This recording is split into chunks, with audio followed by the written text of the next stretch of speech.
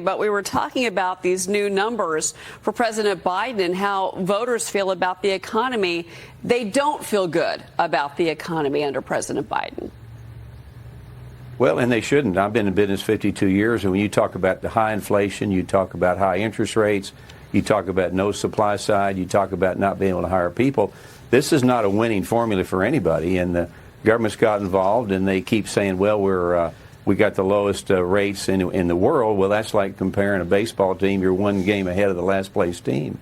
We should be leading, and he's not doing it, and it's a losing formula for the American public. Well, one of the things that has been blamed for rising inflation, we're not at 9.1% anymore on inflation. Certainly, we're now in the 3% and change range. But it was all the government stimulus spending that we got. Much of that has been under President Biden. Now that the House has been in control of the purse strings, if you will, has there been, do you think, enough pushback to stop some of the spending coming out of Washington? You and your committee, which we'll get to in a second, but you and your colleagues now run the House. You have that power.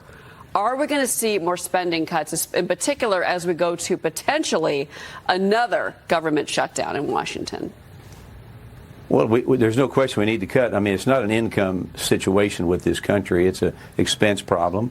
We've been talking about that. We've passed legislation to cut expenses. So it's simple math, Cheryl. Everybody listening to you does it. You just can't spend more than you take in. And the shame of it is we're taking in more than we've ever had, but we're spending more. So we got to cut spending, and we got to get we got to get inflation and interest rates in line. That's where it starts. All right. Well, Congressman, you are launching an investigation into the Small Business Administration after a new report from the agency's inspector general says it overpaid a contractor. The agency did millions of dollars for running COVID pandemic loan programs. I asked Texas Congresswoman Beth Van Dyne about investigating COVID fraud on this program last hour. Listen to what she told me. If you were to guesstimate, basically guess on the amount of fraud that has been lost under this. Can you give me a number? It's interesting that you asked that question because when we had the Administrator Guzman in front of our Small Business Committee, we asked her that question and she could not provide us with an answer. Congressman, this is your committee. You were the chair. She couldn't give you an answer. I mean, I forget millions. It's billions, Congressman. When are we going to get to the bottom of this? Well, we're going to get to the bottom of it. We're starting to do it now. When we get back, we're going to really get after it. I mean, look, the Inspector General says it's $200 billion. It may be $600 billion, Cheryl. The SBA says, no, it's $36 billion, like that's chump change. The fact of the matter is 1 out of 5 of these loans were fraudulent. And we've got to get to these are taxpayers' money. We've got to get it back. $200 billion is a lot of money.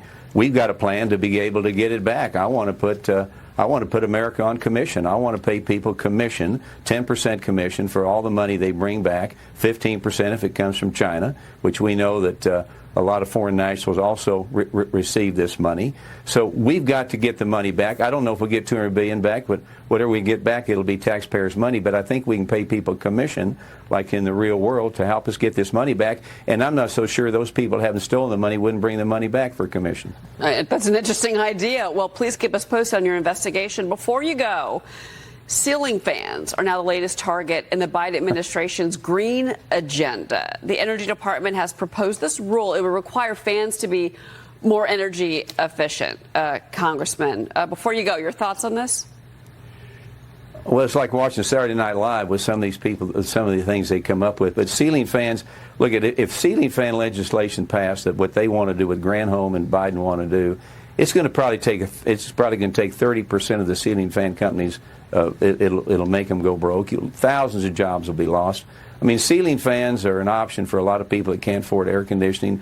But it just shows you this socialistic agenda where the government's trying to drive everything, make everybody subservient to them, and it's not going to work. So we've written a letter to Granholm, haven't heard back from her yet, asking them to reconsider and let Americans decide what they want, not the federal government. Congressman Roger Williams, great to see you.